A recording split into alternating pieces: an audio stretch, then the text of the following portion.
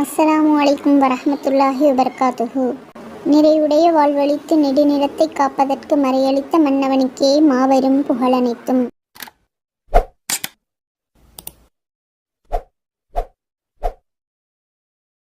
அவுது பில்லாஹி மினஷ் ஷைத்தானிர் ரஜீம். பிஸ்மில்லாஹிர் ரஹ்மானிர் ரஹீம்.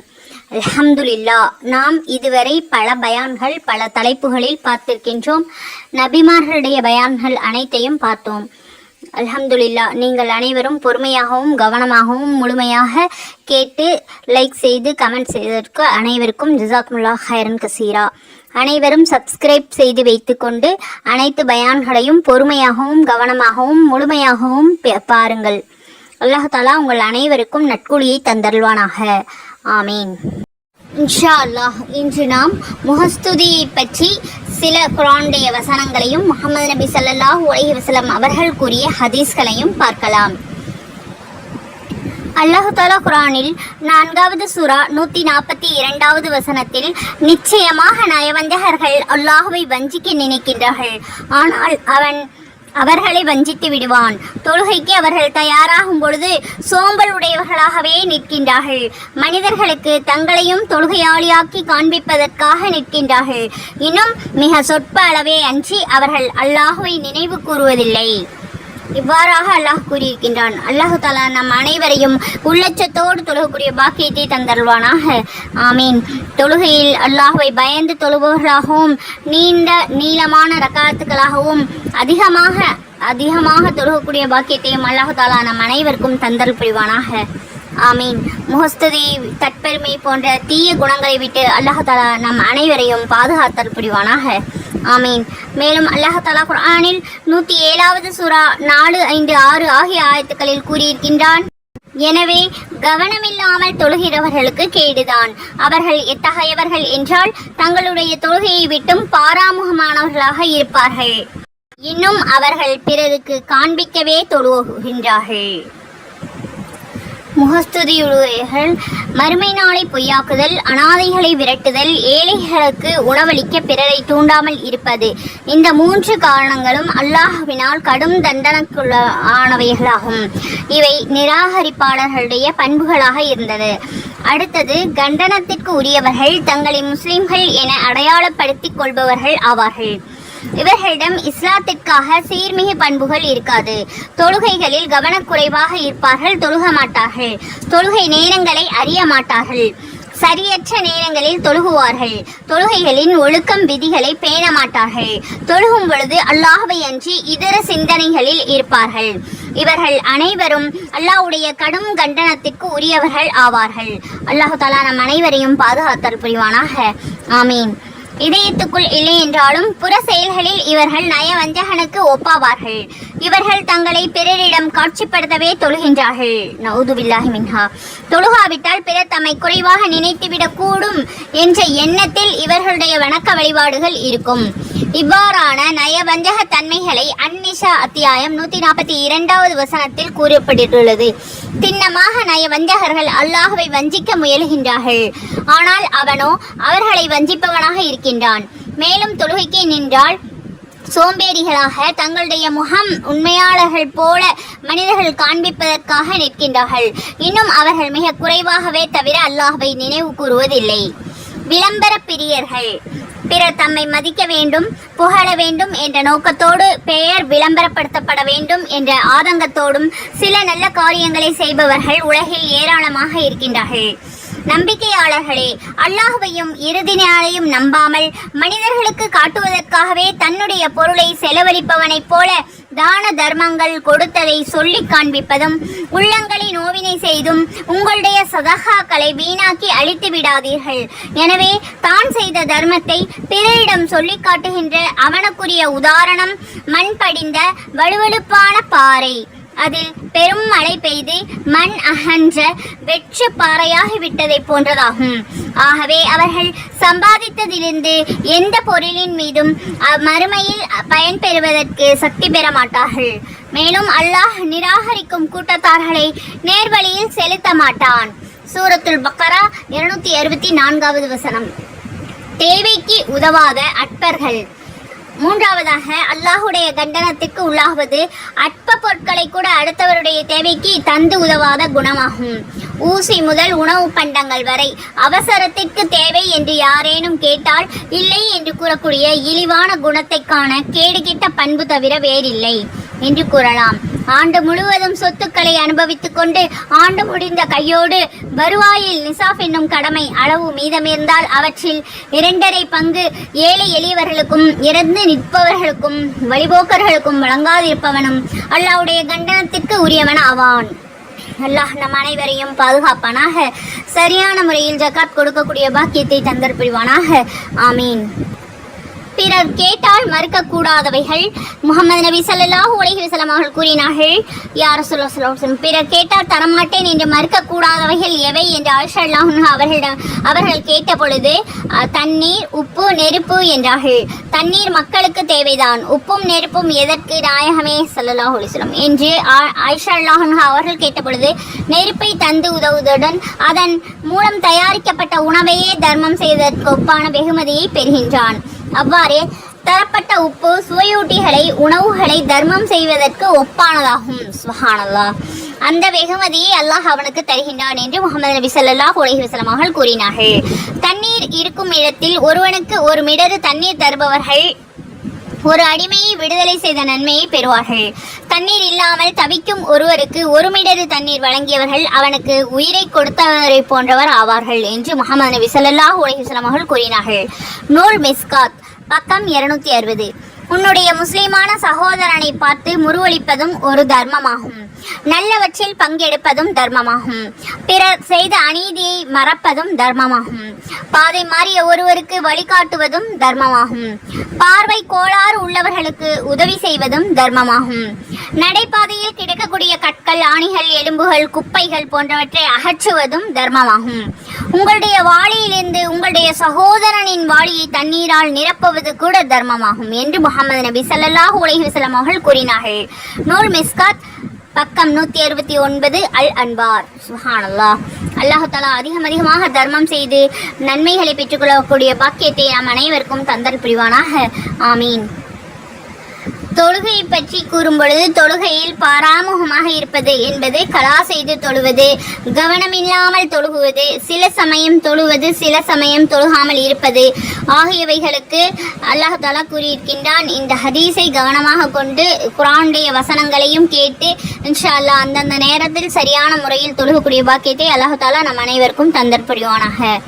இன்னும் முஹம்மது நபி ஸல்லல்லாஹு அலைஹி வஸல்லம் அவர்கள் கூறியிருக்கின்றார்கள், அனஸ் இப்னு மாலிக் ரலியல்லாஹு அன்ஹு அவர்கள் அறிவித்திருக்கின்றார்கள், யாரை அல்லாஹ் தஆலா பாதுகாத்தானோ அவர்களை தவிர மார்க்க காரியங்களை உலக காரியங்களிலோ ஒருவருடைய பக்கம் விரல்களை நீட்டி சுட்டி காட்டப்படுவது அவன் கெட்டவன் என்பதற்கு போதுமானதாகும் என்று நூல் திர்மிதியில் கூறப்பட்டுள்ளது. விரல்களால் சுட்டிக்காட்டப்படுதல் என்பதன் கருத்தாகிறது பிரபல்யம் ஆகிவிடுவது என்பதாகும். ஹதீஸின் நோக்கம் மார்க்க விஷயத்தில் பிரபல்யம் அடைதல் உலக அலுவல்களில் பிரபலம் ஆகுவதை விட அபாயகரமானதாகும். ஏனென்றால் பிரபல்யம் அடைந்த பிறகு தான் பெரியவன் என்ற உணர்விலிருந்து தப்பிப்பது யாருக்கும் சாத்தியமல்ல. ஆனால் யாருக்காவது சுய இஷ்டமின்றி அல்லாஹ்வின் புறத்திலிருந்து பிரபல்யம் கிடைத்து அல்லாஹ் தஆலா அவரை தனது பேரருளால் நஃப்ஸ் சைத்தானை விட்டும் பாதுகாத்து விட்டால் இப்படிப்பட்ட மன தூய்மையுடையவர்களுடைய விஷயத்தில் பிரபல்யம் அபாயகரமானது அல்ல. நூல் மலாஹிருல் ஹக். ஹஸ்ரத் உமர் இப்னு கத்தாப் ரலியல்லாஹு அன்ஹு அவர்கள் அறிவிக்கின்றார்கள், நான் ஒரு நாள் மஸ்ஜிது நபவிக்கு சென்ற பொழுது ஹஸ்ரத் முஆத் இப்னு ஜபல் ரலியல்லாஹு அன்ஹு அவர்கள் முஹம்மது நபி ஸல்லல்லாஹு அலைஹி வஸல்லம் அவர்களுடைய கபர்களுக்கு அருகில் அமர்ந்து அழுது கொண்டிருப்பதை பார்த்து, தாங்கள் ஏன் அழுது கொண்டிருக்கின்றீர்கள் என்று கேட்டேன். நான் முஹம்மது நபி ஸல்லல்லாஹு அலைஹி வஸல்லம் அவர்களிடமிருந்து செவியுற்ற ஒரு செய்தியின் காரணமாக அழுகின்றேன். முஹம்மது நபி ஸல்லல்லாஹு அலைஹி வஸல்லம் அவர்கள் வென்றுள்ளார்கள், சிறிதளவு முகஸ்துதியும் இணை வைத்தலும் யார் அல்லாஹு தஆலாவுடைய ஒரு நேசனோடு விரோதம் கொள்கின்றானோ அவன் அல்லாஹு தஆலாவிடம் சண்டை செய்ய அழைப்பு விடுத்து விட்டான். நல்லவர்களான இறை அச்சமுடையவர்களான ஊரில் இல்லாத நேரத்தில் தேடப்படாமலும் ஊரில் இருக்கும் பொழுது அழைக்கப்படாமலும் அறியப்படாமலும் இருக்கும் மக்களை நிச்சயமாக அல்லாஹு தஆலா நேசிக்கின்றான். அவர்களுடைய உள்ளம் நேர்வழியின் ஒளி விளக்குகள் ஆகும். சுப்ஹானல்லாஹ். அவர்கள் குழப்பங்களுடைய இருண்ட புழுதி காற்றை விட்டும் உள்ளத்தின் ஒளியின் காரணமாக தமது தீனை பாதுகாத்தவர்களாக வெளியேறி விடுகின்றார்கள். நூல் இப்னு மாஜா. ஹஜ்ரத் மாலிக் ரலியல்லாஹு அன்ஹு அவர்கள் அறிவிக்கின்றார்கள், ஆட்டு மந்தையிலே விடப்பட்ட 2 பசியுள்ள ஓநாய்களால் ஆடுகளுக்கு ஏற்படும் தீங்கை விட பொருள் ஆசையும் பதவி ஆசையும் மனிதனுடைய தீனுக்கு பெரும் தீங்கு விளைவிக்கும் என்று முஹம்மது நபி ஸல்லல்லாஹு அலைஹி வஸல்லம் அவர்கள் கூறியுள்ளதாக நூல் திர்மிதியில் காணப்படுகிறது.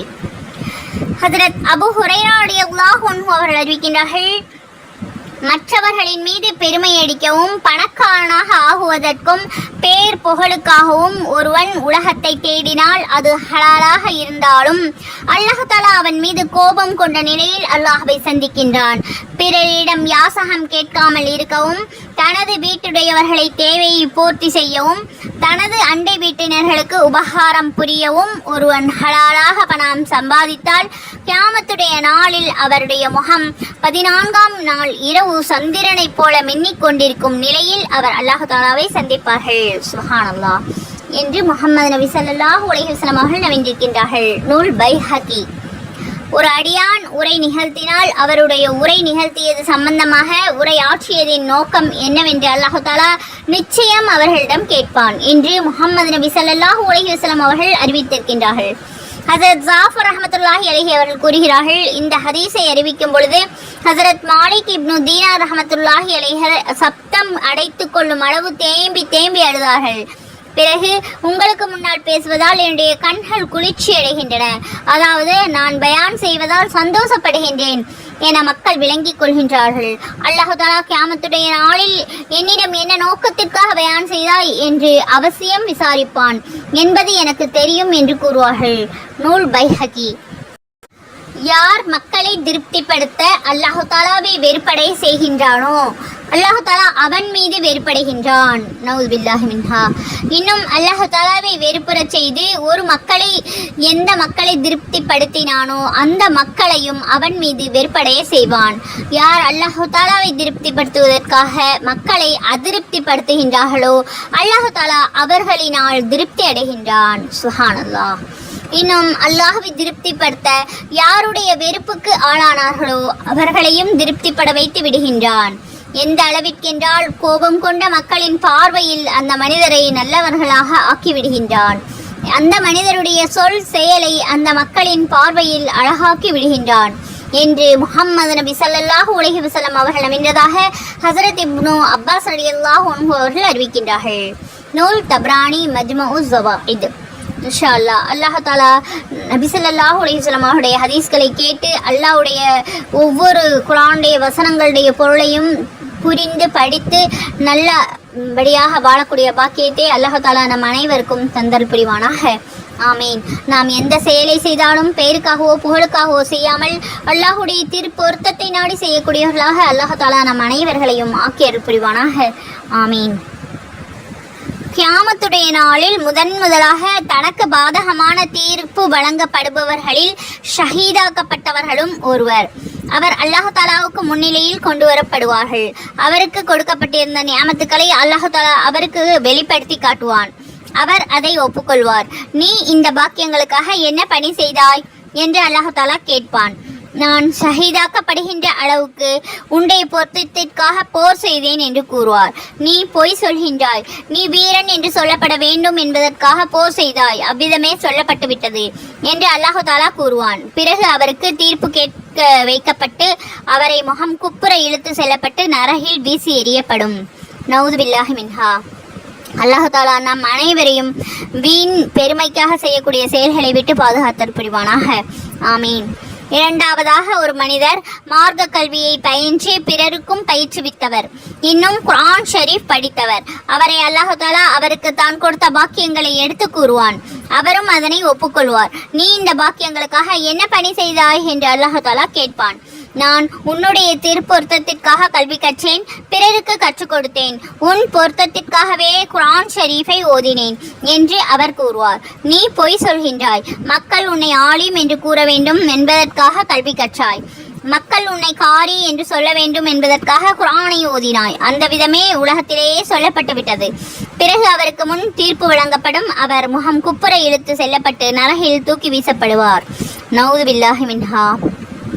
மூன்றாவது மனிதர் செல்வந்தராக இருந்தார். அவருக்கு அல்லாஹ் தஆலா உலகில் நிறைய செல்வத்தை கொடுத்திருந்தான். அனைத்து வகையான பொருட்களையும் வழங்கியிருந்தான். அவரை அல்லாஹ் தஆலாவுக்கு முன்னால் கொண்டு வரப்படும். அவருக்கு அல்லாஹ் தஆலா வழங்கியிருந்த பாக்கியங்களை அல்லாஹ் எடுத்து கூறுவான். அவரும் அதனை ஒப்புக்கொள்வார். நீ இந்த பாக்கியங்களுக்காக என்ன பணி செய்தாய் என்று அல்லாஹ் தஆலா கேட்பான். எந்தெந்த வழிகளில் செலவழிப்பது உனக்கு விருப்பமாக இருக்குமோ அந்த வழிகளெல்லாம் நீ கொடுத்த பொருளை நான் உன்னுடைய திருப்பத்திற்காக செலவு செய்தேன் என்று அவர் கூறுவார். நீ பொய் சொல்கின்றார். மக்கள் உன்னை கொடையாளி என்று சொல்ல வேண்டும் என்பதற்காக நீ செலவழித்தாய். அவ்விதமே உனக்கு சொல்லப்பட்டு விட்டது. பிறகு அவருக்கு தீர்ப்பு கேட்க வைக்கப்படும். அவரை முகம் குப்புற இழுத்து செல்லப்பட்டு நரகில் வீசி எறியப்படுவார் என்று முஹம்மது நபி ஸல்லல்லாஹு அலைஹி வஸல்லம் அவர்கள் கூற தான் கேட்டு செவியுற்றதாக ஹஜ்ரத் அபூ ஹுரைரா ரலியல்லாஹு அன்ஹு அவர்கள் அறிவிக்கின்றார்கள். நூல் முஸ்லிம். அல்லாஹ் தஆலா நம் அனைவரையும் தற்பெருமையை விட்டும் முகஸ்துதிக்காகவும் பெருமைக்காகவும் மற்றவர்களுக்கு நன்மை செய்வதை விட்டும் பாதுகாத்தல் புரிவானாக. ஆமீன். அல்லாஹ்வுடைய பயத்தோடு எந்த அமலை செய்தாலும் பேருக்காகவோ புகழுக்காகவோ இல்லாமல் அல்லாஹ்வுடைய பொருத்தத்திற்காக செய்யக்கூடிய பாக்கியத்தை தந்தல் புரிவானாக. ஆமீன். ஹஸ்ரத் அபூ ஹுரைரா ரலியல்லாஹு அன்ஹு அவர்கள் அறிவிக்கின்றார்கள், அல்லாஹ் தஆலாவுடைய பொருத்தத்திற்காக கற்க வேண்டிய இல்மை உலகத்தின் சொத்து சுகங்களை பெற வேண்டும் என்பதற்காக யார் கற்கின்றார்களோ அவர் கியாமத்துடைய நாளில் சொர்க்கத்தின் நறுமணத்தை கூட சுவாசிக்க முடியாது என்று முஹம்மது நபி ஸல்லல்லாஹு அலைஹி வஸல்லம் அவர்கள் நவின்றுள்ளார்கள். நூல் அபூ தாவூத். இறுதி காலத்தில் சில மக்கள் தோன்றுவார்கள். அவர்கள் மார்க்கத்துடைய போர்வையில் உலகத்தை வேட்டையாடுவார்கள். மக்கள் தம்மை உலக ஆசையற்றவர்கள் என்று விளங்க வேண்டும் என்பதற்காக ஆடுகளின் மிருதுவான தோலினால் ஆன ஆடைகளை அணிவார்கள். அவர்களுடைய நாவுகள் சர்க்கரை விட இனிப்பானதாக இருக்கும். ஆனால் அவர்களுடைய உள்ளங்கள் ஓநாய்களின் உள்ளங்களைப் போல இருக்கும். நான் சந்தர்ப்பம் கொடுத்திருந்தால் அவர்கள் ஏமாந்து விட்டார்களா அல்லது என்னிடம் பயமின்றி ஆகி என்னுடன் மோத துணிந்து விட்டார்களா? என் மீது சத்தியமாக நான் இவர்களிலிருந்தே இவர்களுக்குள் குழப்பத்தை உண்டு பண்ணுவேன். இது இவர்களில் உள்ள அறிவாளிகளையும் திகைப்பில் ஆழ்த்திவிடும்.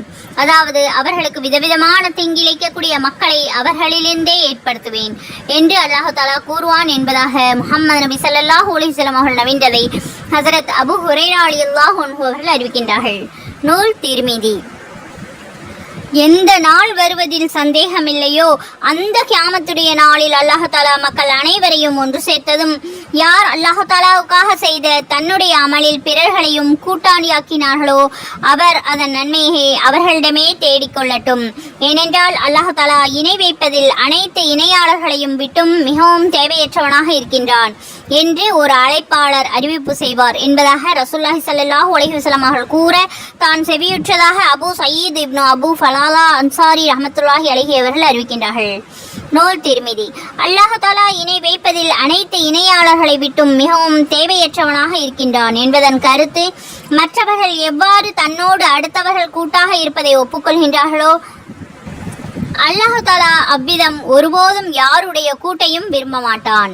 ஹஜ்ரத் அப்துல்லா இப்னு உமர் ரலியல்லாஹு அன்ஹு அவர்கள் அறிவிக்கிறார்கள், அல்லாஹ் தஆலாவுடைய திருப்தி அன்றி வேறு ஏதாவது நோக்கத்திற்காக கண்ணியம், பிரபல்யம், வசதி, வாய்ப்பு போன்றவைகள் அடைந்து கொள்ள ஒருவர் கல்வி கற்றால் அவர் தனது தங்குமிடத்தை நரகத்தில் ஏற்படுத்திக் கொள்ளவும் என்று முஹம்மது நபி ஸல்லல்லாஹு அலைஹி வஸல்லம் அவர்கள் நவின்றார்கள். நூல் திர்மிதி. நவுது பில்லாஹி மின்ஹா. அல்லாஹ் தஆலா நம் அனைவரையும் இது போன்ற எண்ணங்களை விட்டு பாதுகாத்தல் புரிவானாக. ஆமீன். அல்லாஹ்வுடைய திருப்தியை மட்டுமே நோக்கமாக கொண்டு நல்ல அமல்களை செய்யக்கூடிய பாக்கியத்தை அல்லாஹ் தஆலா நம் அனைவருக்கும் தந்தல் புரிவானாக. ஆமீன். நாம் எந்த கல்வியை கற்றாலும் அது உலக கல்வியாக இருந்தாலும் மறுமை கல்வியாக இருந்தாலும் நம்முடைய தீனுடைய விஷயத்தில் அதிகமான நன்மைகளை தரக்கூடிய பாக்கியத்தை அல்லாஹ் தஆலா தந்தல் புரிவானாக. ஆமீன். நாம் சொல்லக்கூடிய ஹதீஸ் மற்றவர்கள் கேட்டு பயன்பெற்று அல்லாஹ் தஆலாவிடம் மறுமையில் அதிகமான நற்கூலிகளை பெற்றுக்கொள்ளக்கூடிய பாக்கியத்தை தந்தல் புரிவானாக. ஆமீன். கேட்கக்கூடியவர்கள் அனைவருக்கும் அல்லாஹ் தஆலா ஹிதாயத் எனும் பேரொளியை தந்தல்வானாக. ஆமீன். நமக்கும் நம்முடைய குழந்தைகளுக்கும் மற்றும் முஸ்லிமான ஆண் பெண் அனைவர்களுக்கும் அல்லாஹ் தஆலா ஹிதாயத்தை தந்தல் புரிவானாக. ஆமீன். ஹஜ்ரத் அபூ ஹுரைரா ரலியல்லாஹு அன்ஹு அவர்கள் ஜுப்புல் ஹுஜனை விட்டும் அல்லாஹ் தஆலாவிடம் பாதுகாப்பை தேடிக்கொள்ளுங்கள் என்று ரசூலுல்லாஹி ஸல்லல்லாஹு அலைஹி வஸல்லம் அவர்கள் நவின்றதற்கு ஜுப்புல் ஹுஜன் என்றால் என்ன என்று சஹாபாக்கள் கேட்டார்கள். அது நரகத்தில் ஓடக்கூடிய ஒரு ஓடையாகும்.